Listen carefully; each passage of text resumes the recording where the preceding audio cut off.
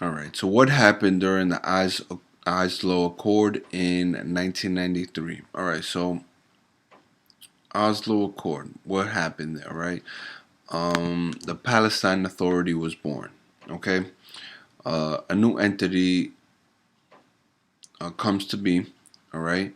And Arafat, the president or the leader of Fatah, he takes presidency over the PA, which is also known as the Palestine Authority, right? So the Oslo Accord in 1993 gave birth to the Palestine Authority, okay?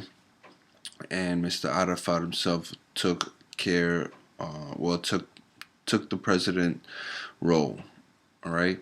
Remember that Mr. Fatah, he was going through hardship, financial hardship after the 1991 Gulf War. Once again, the sequence is that you have the Palestine Liberation Organization establishment in 1964, I want to believe. Yeah, 1960, in the 1960s, we'll say. Eventually in 1969, 5 years later, Fatah, under Arafat, he takes over. And then in 1991, you have this Gulf War that kind of, and throughout the years, of course, right? You have these Israelis who are kind of hunting down these Palestinian Fatah members, right? And then we get to 1993, or the Gulf War of 1991, that they basically the PLO was going broke. Okay, they were running out of finances. They were, isolated, broken up. There was really no formation, and Mr. Arafat realized that.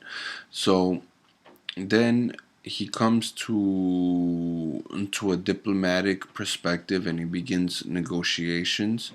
And one of the most notable negotiations happened during the Oslo Accord in 1993, and that's basically the birthplace of a new entity, right? The Palestine Authority. Okay. Now, at this point, right, the PA, it's kind of establishing itself as its own nation. All right. Moving forward, you have here a Jordan that kind of gives up claims, all right, and the PA quickly claims that territory, okay. And so now they have this idea where they are their own state. All right, so that's kind of what happened. The main thing that happened during the Oslo Accord is that the PA was born, the birth of the Palestine Authority. Of course, the president was Mr. Arafat himself.